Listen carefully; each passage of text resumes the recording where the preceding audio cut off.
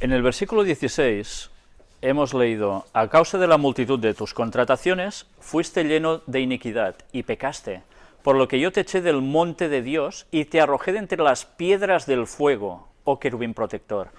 Si nos damos cuenta, cerca del trono de Dios, en ese monte en el cielo, hay piedras del fuego. Podríamos recordar que una de las costumbres de algunas culturas, yo no sé si sería correcto decirle culturas en este caso, paganas, ¿qué hacían cruzar a la gente descalza? Con piedras y con fuego. ¿Y qué se hacía también como rituales en pirámides, como las que hay en Latinoamérica? Pues se utilizaban también rituales con gente que allí moría. O sea que vemos que en el fondo ha habido una tergiversación por parte de Satanás de lo que Dios tiene en el cielo, y él lo ha aplicado aquí como sacrificios en favor suyo. Daros cuenta de que la maldad de Satanás, desde luego, llega a límites que son impresionantes.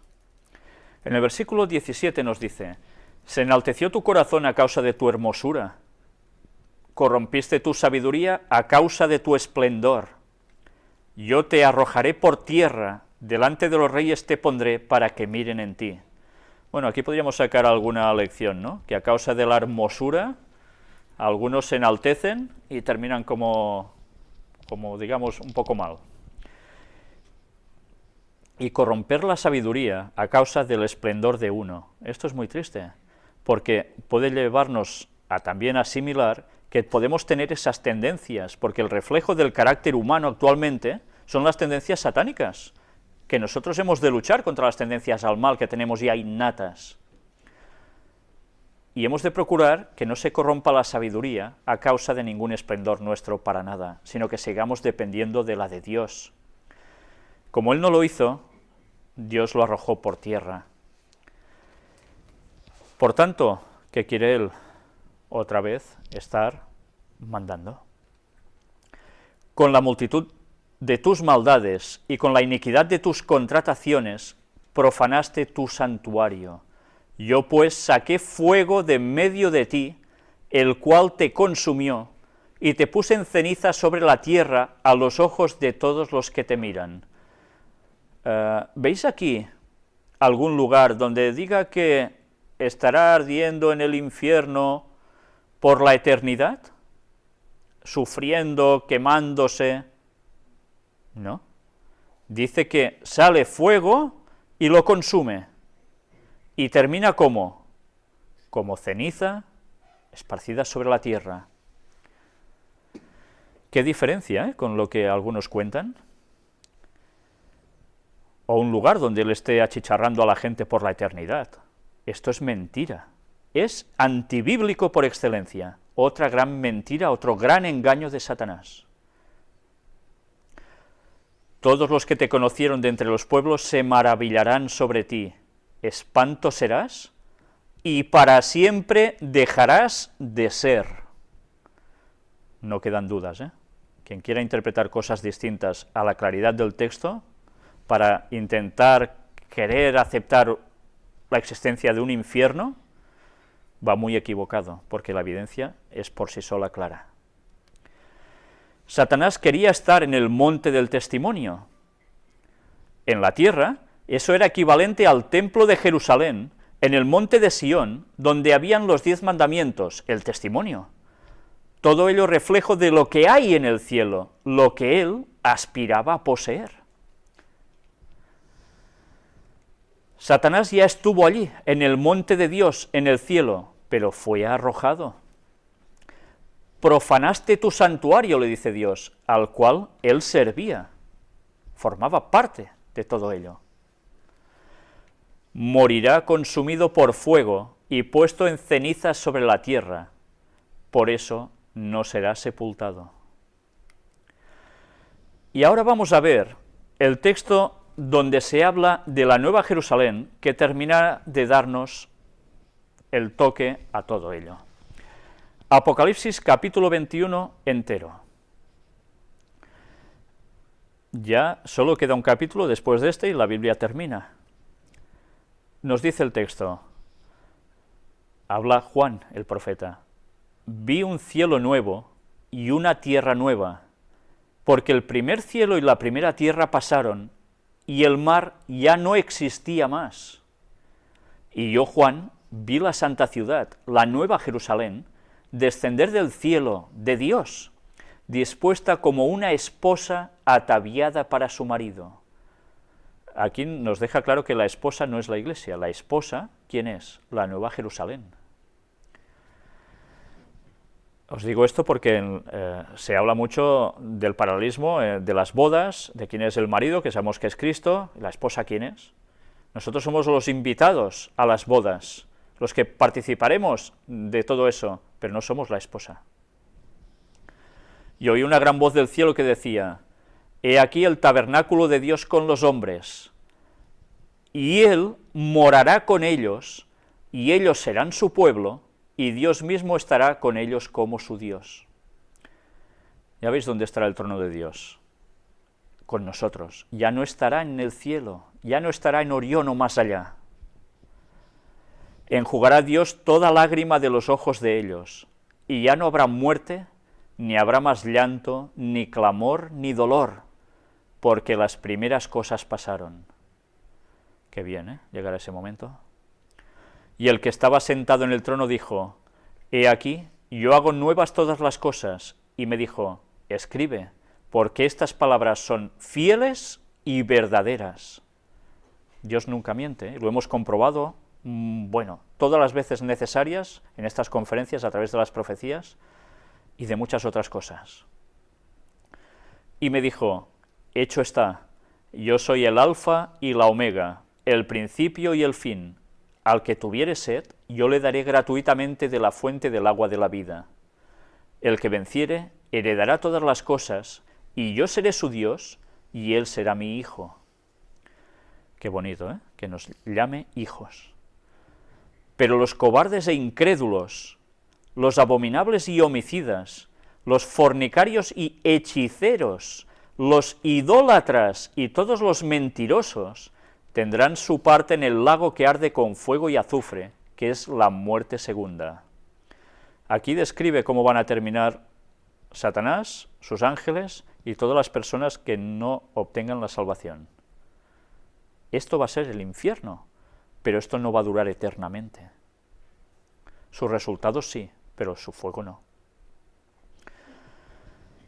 Vino entonces a mí uno de los 7 ángeles que tenía las 7 copas, llenas de las 7 plagas postreras. Caray, cuántos 7, ¿eh? Qué casualidades. Y habló conmigo diciendo, ven acá, yo te mostraré la desposada, la esposa del Cordero. Y me llevó en el espíritu a un monte grande y alto, y me mostró la gran ciudad santa de Jerusalén, que descendía del cielo de Dios, teniendo la gloria de Dios, y su fulgor era semejante al de una piedra preciosísima, como piedra de jaspe, diáfana como el cristal. ¿Os dais cuenta cómo está describiendo la ciudad? ¿Cómo es? Ahora iremos viendo más cosas interesantes. Tenía un muro grande y alto con 12 puertas, y en las puertas 12 ángeles, y nombres inscritos, que son los de las 12 tribus de los hijos de Israel. Al oriente 3 puertas, al norte 3 puertas, al sur 3 puertas, al occidente 3 puertas. Y el muro de la ciudad tenía 12 cimientos, y sobre ellos los 12 nombres de los 12 apóstoles del Cordero. El que hablaba conmigo tenía una caña de medir, de oro, para medir la ciudad, sus puertas y su muro. La ciudad se halla establecida en cuadro, y su longitud es igual a su anchura, y él midió la ciudad con la caña, 12.000 estadios. La longitud, la altura y la anchura de ella son iguales. De aquí decíamos, esto es un cubo entonces, igual longitud, altura y anchura. Entonces, es su muralla. Y midió su muro, 144 codos de medida de hombre, la cual es de ángel. 44 codos de muro y 12.000 estadios de alto. Entonces, hay algo que falla aquí. Esto no es una ciudad cúbica. Luego hablaremos de este detalle. El material de su muro era de jaspe, pero la ciudad era de oro puro, semejante al vidrio limpio. Semejante al vidrio limpio. ¿Pero de qué era? De oro puro. ¿De qué eran las pirámides? ¿Qué aparentaban ser? De oro. Y los cimientos del muro de la ciudad estaban adornados con toda piedra preciosa. El primer cimiento era jaspe, el segundo zafiro, el tercero ágata, el cuarto esmeralda, el quinto ónice, el sexto cornalina, el séptimo crisólito, el octavo berilo, el noveno topacio, el décimo crisopraso, el undécimo jacinto, el duodécimo amatista. Las 12 puertas eran 12 perlas, cada una de las puertas era una perla, y la calle de la ciudad era de oro puro, transparente como vidrio. Y no vi en ella templo, porque el Señor Dios Todopoderoso es el templo de ella, y el Cordero, Cristo. La ciudad no tiene necesidad de sol ni de luna que brillen en ella, porque la gloria de Dios la ilumina, y el Cordero es su lumbrera. ¿Os dais cuenta quién emite la luz para la ciudad? Y las naciones que hubieren sido salvas andarán a la luz de ella, y los reyes de la tierra traerán su gloria y honor a ella. Sus puertas nunca serán cerradas de día, pues allí no habrá noche, y llevarán la gloria y la honra de las naciones a ella. No entrará en ella ninguna cosa inmunda o que hace abominación y mentira, sino solamente los que están inscritos en el libro de la vida del Cordero. Interesante descripción, ¿eh? Y todo dice que es fiel y verdadero, como se le dijo a Juan que escribiera. ¿Y no habrá noche? ¿Por qué no habrá noche? Pues si todo va a ser perfecto, no necesitaremos dormir, porque el dormir es para rehacerte del cansancio, a todos los niveles, incluso psicológico. No habrá noche, siempre va a ser de día, aunque hay otros textos que nos dan otros detalles adicionales sobre la luz que va a haber. Apocalipsis 21, bueno, aquí tenemos los textos desglosados por partes, para ir comentando alguna cosa. Vemos que la Santa Ciudad, la Nueva Jerusalén, desciende del cielo. El tabernáculo de Dios con los hombres habitará aquí. Por tanto, el tabernáculo de Dios con los hombres, antes era el tabernáculo de Dios en el cielo. Dios estará con nosotros aquí. El versículo 5 nos dice que hace todas las cosas nuevas. Esto es fiel, es verdadero. La Nueva Jerusalén desciende del cielo, es la ciudad santa, y aquí se nos dice los detalles interesantes. Vamos a recordarlo para ver qué conclusiones sacamos de esto, porque aquí nos acaba de dar la clave de todo. Versículo 16, 17 y 18.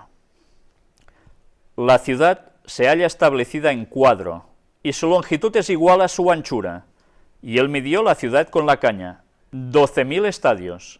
La longitud, la altura y la anchura de ella son iguales. Y midió su muro 144 codos, de medida de hombre, la cual es de ángel. Y luego ya vemos que era de oro la ciudad, ¿vale? ¿Cuánto es esto en cantidades que ahora nosotros conozcamos, en medidas que nosotros entendamos ahora? ¿Cuánto mide esta ciudad? ¿Qué altura? ¿Qué longitud? ¿Qué anchura? ¿Cuánto mide su muro?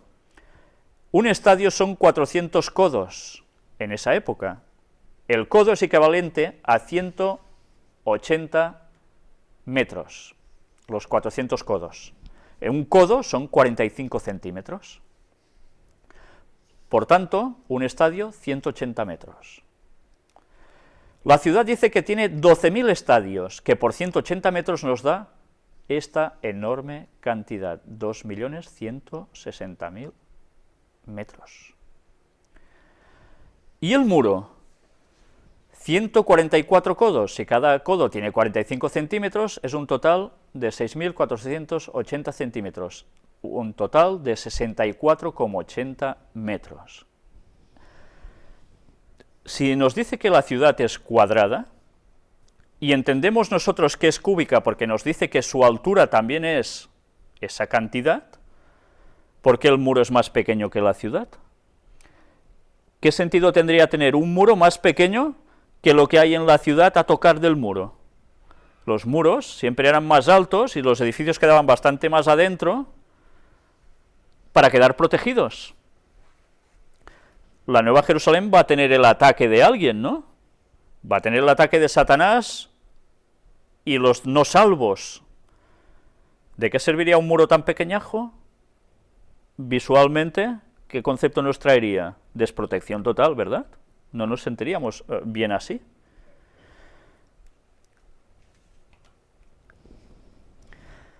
Si esto es así, y nos imaginamos que la ciudad es cúbica, no percibimos algo interesante. Antes hemos visto cómo estaba ubicado el trono de Dios en esta ciudad, y cómo los otros están junto, pero no en el mismo nivel de cerca. Y nos dice que esa ciudad tiene la misma altura que su anchura y longitud. Y en cambio su muro es más bajito. ¿Qué nos está dando a entender con esto? ¿Dónde está el trono de Dios? Alzado. Lo hemos visto en citas de Ellen White y lo vamos a ver aún más quizás en las siguientes. Cuando en la ciudad hay una parte que es la alta, que es donde está el trono de Dios, pero no el resto es toda exactamente igual de alta. Por tanto, si el trono de Dios está arriba de todo y el otro está más abajo, ¿qué estructura nos está diciendo que es? Por supuesto, una forma que no podemos decir que sea cúbica, sino piramidal, por estructura, con escalones, pero piramidal. Vamos a ver qué nos dice la historia de la redención. Sé que lo que he dicho ahora puede parecer una auténtica locura, pero después de ver todas las evidencias que hemos mostrado comparativas y esta explicación, es evidente que cúbica no es. La historia de la redención de Ellen White nos dice: Satanás logró engañarlos, e inmediatamente todos se dispusieron para la batalla. Nos describe cuando la Nueva Jerusalén ha descendido, ha habido la resurrección de los muertos impíos, y Satanás los convence para atacar la ciudad, para destruir el poder de Dios, el trono de Dios, y a todos los que lo han seguido, salvos de todas las épocas, para querer mandar él y ser Dios. En aquel vasto ejército había muchos hombres hábiles que construyeron toda clase de pertrechos de guerra. Entonces, con Satanás a la cabeza, la multitud se puso en marcha. Reyes y guerreros iban muy cerca de Satanás, y la multitud seguía formando grupos.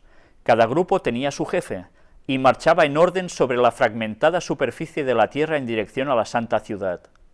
Jesús cerró las puertas y el vasto ejército la rodeó, y se dispuso para la batalla a la espera del fiero conflicto. Imaginaros si la ciudad estuviese más elevada que los muros. Pues, bueno, sería de pitorreo, ¿eh? No podía ser. De nuevo, un momento, sí. De nuevo apareció Cristo a la vista de sus enemigos.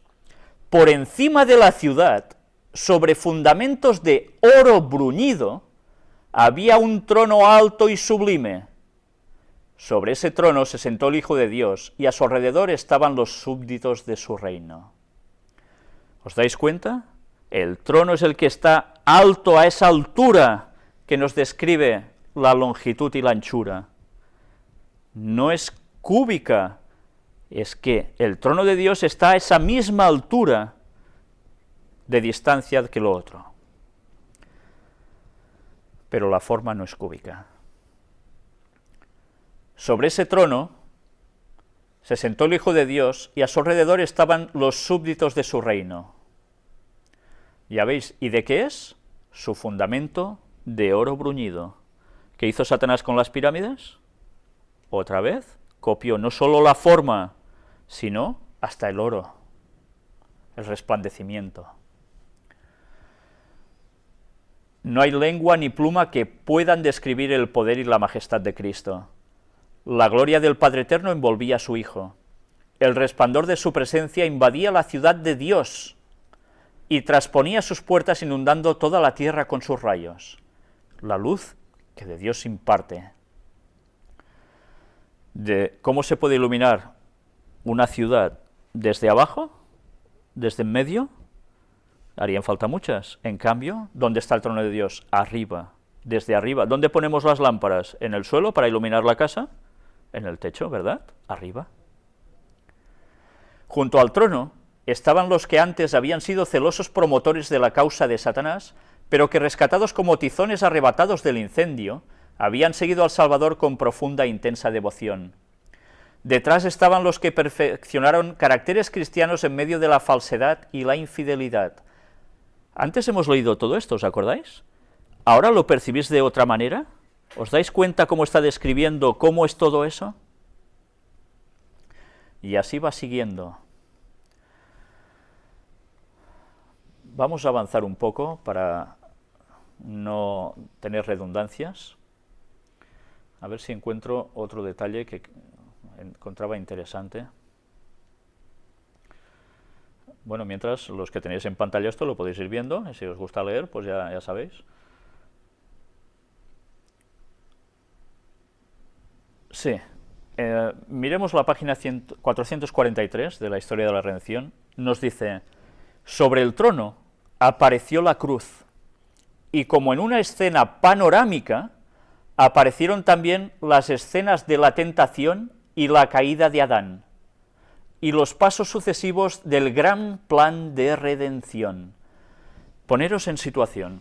Satanás fuera con todos los suyos, dentro Dios, Cristo, con todos los salvos, y arriba de ese trono, en esa altura majestuosa, por encima de todos, aparece, como en una escena panorámica, imaginaros un 3D, no sé, cómo podemos llegar a... Bueno, ahora quizá nos lo imaginamos mejor de lo que podían hacer ellos antes, ¿no?, gracias a la tecnología.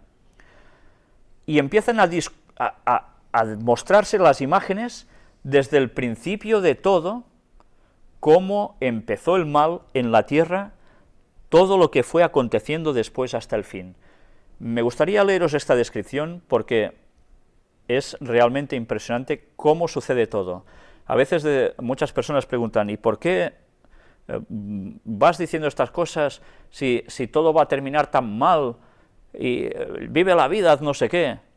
Pues sería bastante pollino si hiciera eso, porque el fin es este, y va a terminar muy bien. Pero va a terminar muy bien si estoy dentro de esas murallas, dentro de esa ciudad. Si estoy en el otro lado, la cosa desde luego va a terminar muy mal. Pero por eso vale la pena advertir a las personas. Y con las profecías, y con la Biblia, y con la historia, demostramos que esto que parece ciencia ficción va a ser una realidad, porque es lo que nos está viniendo ya muy pronto, porque todas las profecías prácticamente ya se han cumplido. Y quien dude de que eso es así, que mire las anteriores conferencias, y se dará cuenta de que aquí no hay argumentos que valgan para poder negar lo que Dios ha hecho, y hace, y hará. Vamos a seguir con la lectura. El humilde nacimiento del Salvador, sus primeros años señalados por la sencillez y la obediencia, su bautismo en el Jordán, el ayuno y las tentaciones en el desierto, su ministerio público, mediante el cual presentó a la humanidad preciosas bendiciones celestiales, los días repletos de actos de amor y misericordia, las noches de oración y vigilia en la soledad de las montañas, las maquinaciones de la envidia, el odio y la maldad con que se pagaron sus beneficios, la horrenda y misteriosa agonía del Getsemaní, bajo el peso aplastante de los pecados de todo el mundo, su traición a manos de la turba asesina, los temibles acontecimientos de aquella noche de horror, el pacífico prisionero, refiriéndose a Jesús, abandonado hasta por sus más amados discípulos, arrastrado violentamente por las calles de Jerusalén, el Hijo de Dios presentado con voces de júbilo ante Anás, llevado al palacio del sumo sacerdote ante el tribunal de Pilato, frente al cobarde y cruel Herodes, escarnecido, insultado, torturado y condenado a muerte. Todo eso apareció con nitidez. Impresionante lo que se va a ver allí. Y entonces, delante de la agitada multitud, aparecieron las escenas finales, la paciente víctima que recorre el camino del Calvario, el príncipe del cielo colgado de la cruz, los altivos sacerdotes y la plebe bullanguera que se burla de su agonía mortal, las tinieblas sobrenaturales, la tierra que tiembla, las rocas que se parten, las tumbas abiertas que señalan el momento cuando el Redentor del mundo entregó su vida. Y está registrado que fue así. El terrible espectáculo apareció exactamente como fue. Satanás, sus ángeles y sus súbditos no pudieron apartarse de la descripción de su propia obra. Cada actor recordó la parte que desempeñó. Herodes, que mató a los niños inocentes de Belén para destruir al rey de Israel. La vil Herodías, sobre cuya alma culpable reposa la sangre de Juan el Bautista. El débil Pilato, siervo de las circunstancias. Los soldados burlones, los sacerdotes y gobernantes y la multitud furiosa que clamaba: «Su sangre caiga sobre nosotros y sobre nuestros hijos». Todos consideraron la enormidad de su crimen. En vano trataron de ocultarse de la divina majestad de su rostro, más resplandeciente que el sol, mientras los redimidos depositaban sus coronas a los pies del Salvador exclamando: «Él murió por mí». Entre la multitud de rescatados se encontraban los apóstoles de Cristo, el heroico Pablo, el ardoroso Pedro, el amado y amante Juan y sus fieles hermanos, y con ellos el vasto ejército de los mártires, mientras fuera de los muros, con todo lo que es vil y abominable, estaban los que los persiguieron, encarcelaron y dieron muerte. Allí estaba Nerón, ese monstruo de crueldad y vicio, considerando la alegría y la exaltación de los que torturó, y en cuyas terribles... Perdón, aquí pasa... Aflicciones, bueno, hay un salto, ¿no? Porque el otro es la página 445, bueno, ha habido un error aquí. Encontró, bueno, sigamos, delitos satánicos. Su madre también estaba allí para verificar el resultado de su propia obra, para ver cómo los malos rasgos de carácter transmitidos a su hijo, las pasiones alentadas y desarrolladas por su influencia y ejemplo, dieron como fruto una cantidad de crímenes que hicieron estremecer al mundo. Había sacerdotes y prelados que pretendieron ser embajadores de Cristo, y que emplearon la tortura, la mazmorra y la hoguera para dominar la conciencia del pueblo de Dios. ¿Os suena de algo esto? Ahora veréis de quién. Estaban los orgullosos pontífices que se exaltaron por sobre Dios y pretendieron cambiar la ley del Altísimo. Está hablando de los papas, que dicen que hemos cambiado la ley de Dios porque, bueno, somos con ese poder, tenemos ese poder para hacerlo. Pues aquí dice que los papas no van a ser salvos. Y yo he conocido a algún adventista que aún decía, bueno, los papas pueden ser salvos, ¿por qué no? Porque como no han querido ver más luz, no han querido aceptar más conocimiento que Dios ha ido impartiendo para determinar realmente cómo sirven estas personas a Lucifer, a Satanás, aún tienen esos pensamientos. Qué pena, con lo claro que es. Esos pretendidos padres de la Iglesia tenían una cuenta que dar ante Dios, de la cual de buena gana habrían querido librarse. Demasiado tarde se dieron cuenta que el omnisapiente es celoso de su ley, y que de ninguna manera justificará al culpable. Entonces entendieron que para Cristo los intereses de su pueblo sufriente son suyos, y experimentaron la fuerza de sus palabras. En cuanto lo hicisteis a uno de estos mis hermanos más pequeños, a mí lo hicisteis, dijo Jesús. Y esto me recuerda, con las citas tan claras de que los papas andan tan mal y no van a ser salvos, me duele decirlo cuando recuerdo las imágenes de cómo dirigentes de la Iglesia Adventista incluso daban una medalla de oro al Papa, y le daban la mano y hablaban como si nada, y venga a pactar para no agresiones de unos y a otros, para que no podamos decir nada malo de que ellos son la bestia, lo que están haciendo, y ellos nos van a respetar y no seremos una secta, considerada secta. Qué triste, Qué triste. Pues no nos queda más remedio que denunciar lo que no se está haciendo bien dentro de la Iglesia adventista. Y esto no quiere decir que critiquemos a la Iglesia para hundirla, sino de decir que las cosas tienen que cambiar, porque la verdad es clara. ¿Cómo podemos seguir manteniendo esto? Todo el mundo impío compareció ante el tribunal de Dios, acusado de alta traición contra el gobierno del cielo. No tenían quien defendiera su causa, estaban sin excusa, y la sentencia de muerte eterna se pronunció contra ellos. Entonces fue evidente para todos que la paga del pecado no es noble independencia y vida eterna, sino esclavitud, ruina y muerte. Los impíos vieron lo que perdieron por causa de su vida rebelde.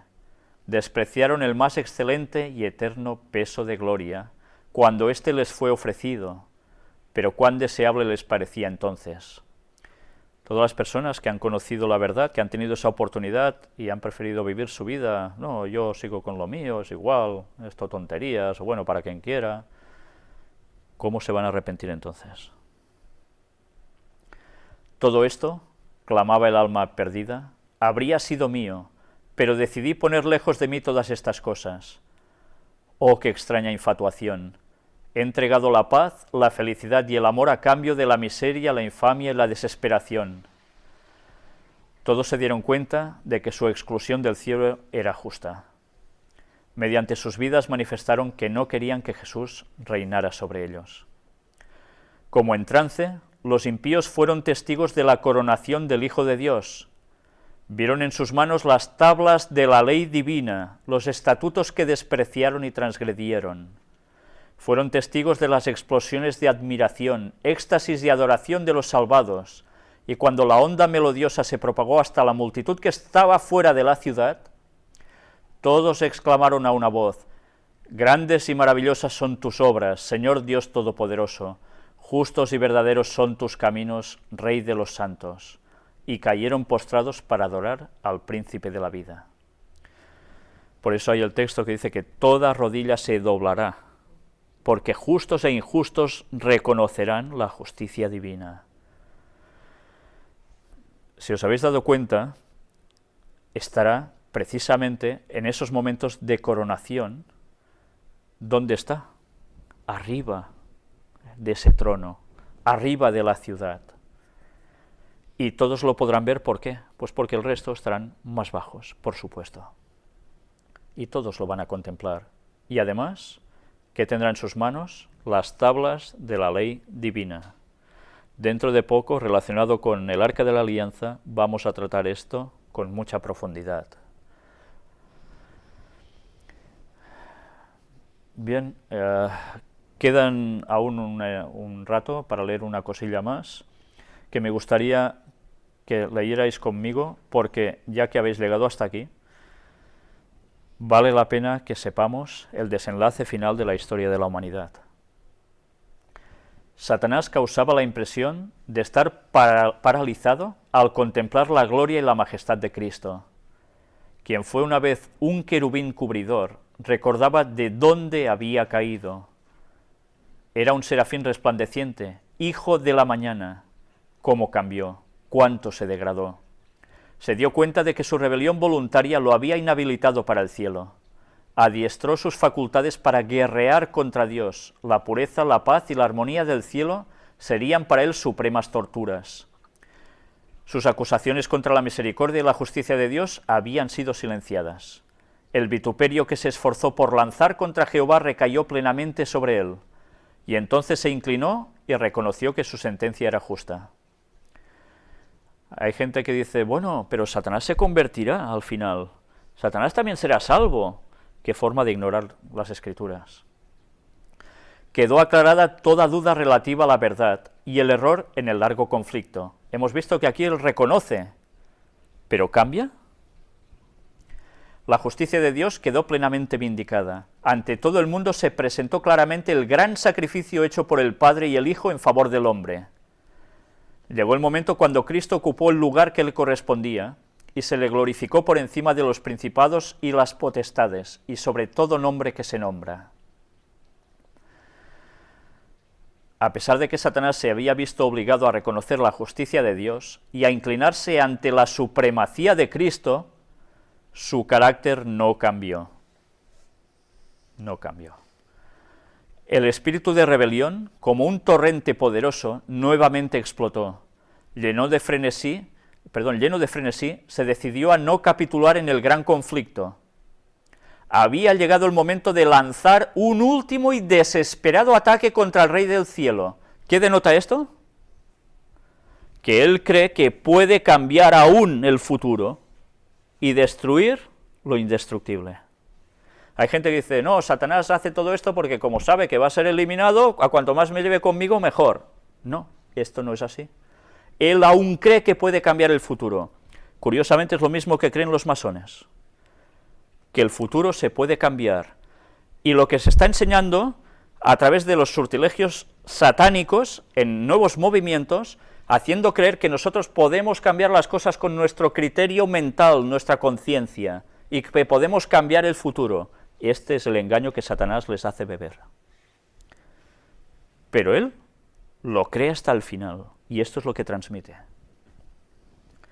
Se lanzó en medio de sus súbditos y trató de inspirarlos con su propia furia e incitarlos a librar batalla inmediatamente.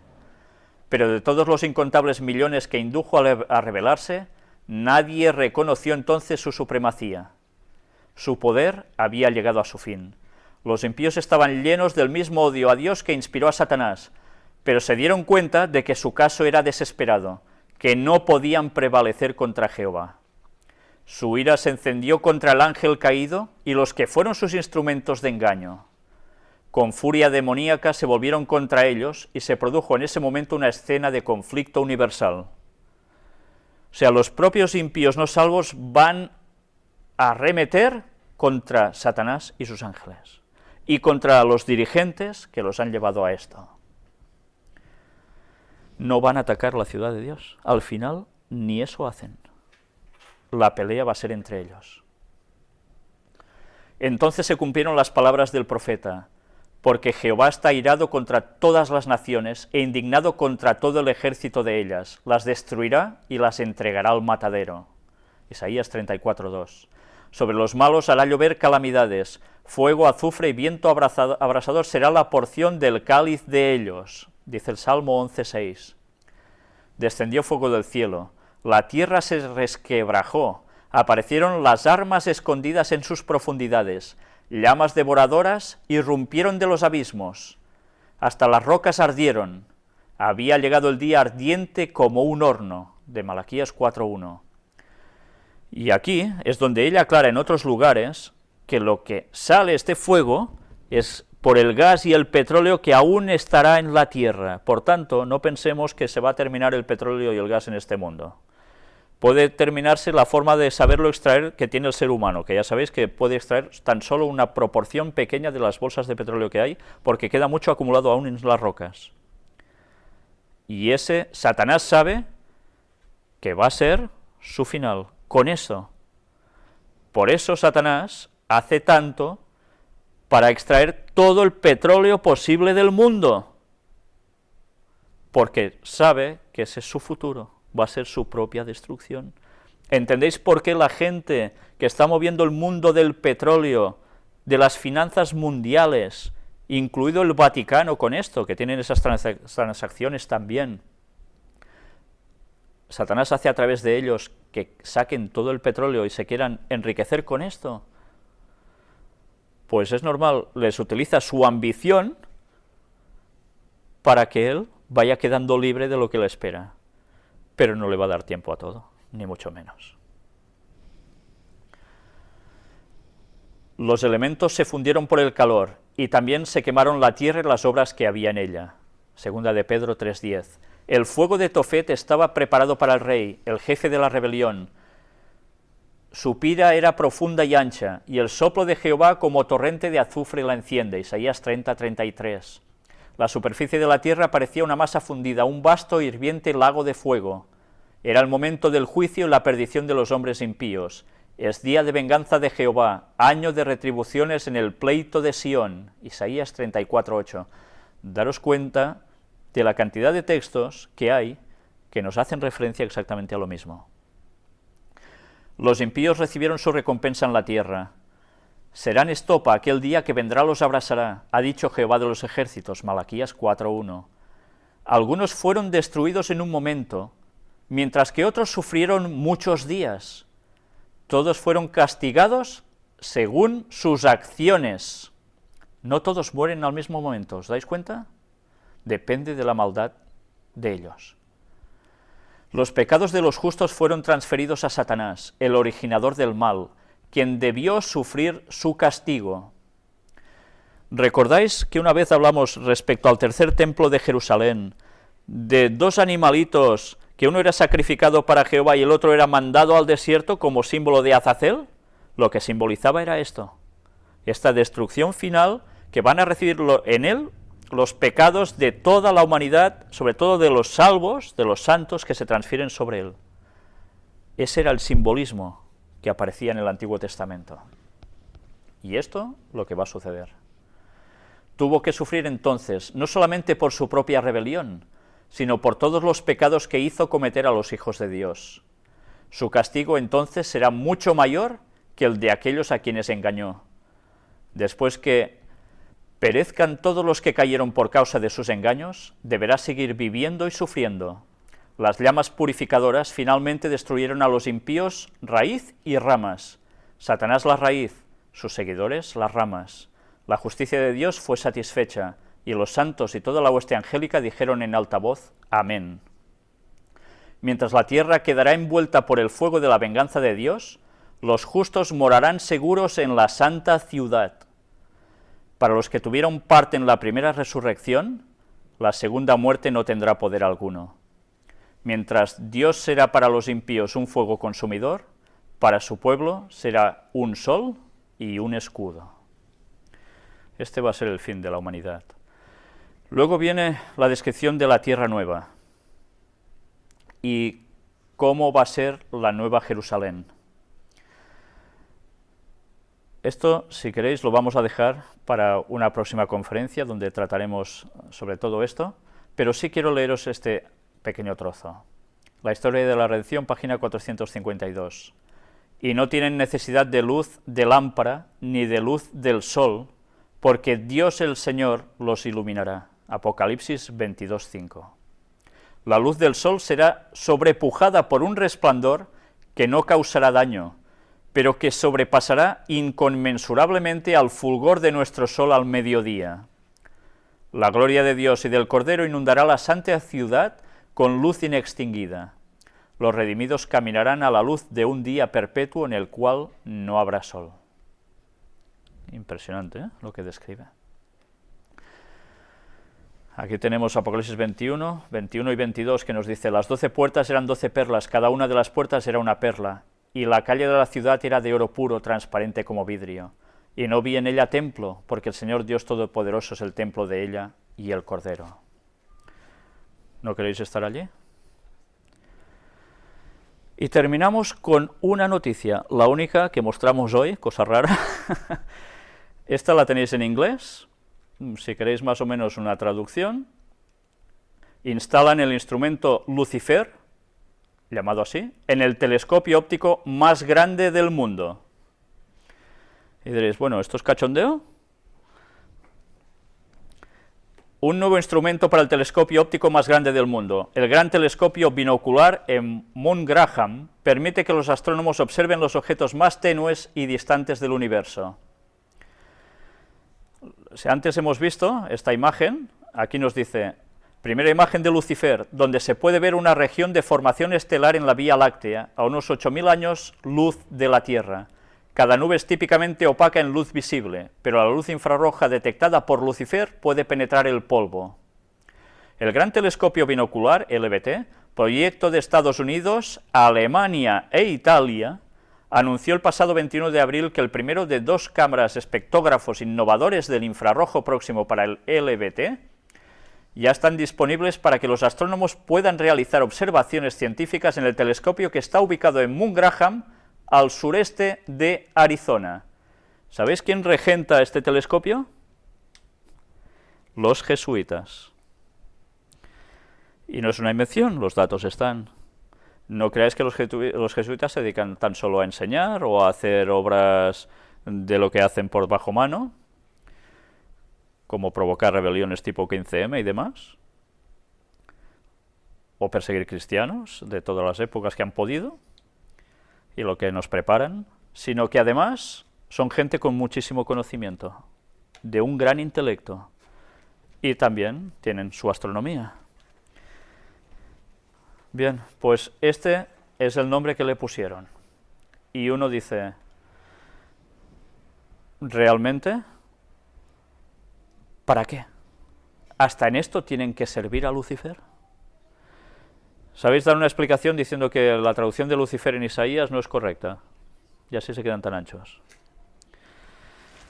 Pues bien, el tema de hoy ha llegado hasta aquí y creo que habrá servido para que muchos nos demos cuenta de que realmente las cosas no son tan simples como a veces nos parecen a simple vista, valga la redundancia, sino de que precisamente las cosas que Satanás hace en la tierra son plagio de lo que él conoce y había vivido en el cielo. Ya ves, ¿por qué tantas pirámides? ¿Por qué tanta obsesión en ese ojito puesto encima de la pirámide?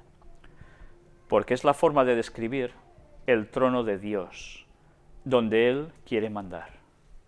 Y eso en el cielo, y eso Nueva Jerusalén. No lo va a conseguir, pero una vez más nos damos cuenta de cómo Satanás plagia exactamente lo de Dios. Sencillamente lo cambia y lo tuerce hacia Él. Antes hemos visto el número 3. ¿Creéis que Satanás se inventaría una Trinidad con el orgullo propio que tiene, queriendo ser el máximo? En otra conferencia posterior, si Dios quiere, trataremos de las trinidades que Satanás se ha inventado, porque no solo han sido la de Egipto y la de Babilonia. Hay otras que son plenamente aún más satánicas, si cabe. Pero bien, creo que con esto es suficiente para cualquier persona que quiera razonar y quiera darse cuenta de cómo son las cosas realmente. Gracias a Dios que está mostrando más luz para este último tiempo, para que podamos llegar a entender cosas y no apartarnos del mensaje que Dios tiene escrito, revelado y que quiere que conozcamos, no solo para nosotros, sino para hacer despertar a la gente. Seguramente ahora tendréis muchos más argumentos para hablar a las otras personas, con todo lo que aquí hemos visto, para poder hacerles entender que en este mundo hay muchas más cosas de las que parecen a simple vista, y que esto nos obliga a tomar una determinación de qué hemos de hacer nosotros con nuestras vidas, porque el fin se acerca. Bien, quiero dejaros sencillamente con este pensamiento, que Dios nos bendiga y nos ayude a todos a hacer lo que realmente debemos hacer, y es anunciar lo que sabemos que va a acontecer para que la gente se prepare. Del mismo modo que hablamos de que habría guerra en Libia, y ya la vemos, de los conflictos en Yemen, de Egipto, de lo que se prepara en Siria, noticias que hoy no hemos podido mostrar, de ese nuevo orden mundial, como aparece en la pirámide en el billete del dólar, una noticia de Angela Merkel, de Alemania, de hace muy pocos días, precisamente hablando sobre el nuevo orden mundial, en una reunión ecuménica. Bien, todo esto lo deberemos dejar para la próxima conferencia, si Dios quiere. Y nada más.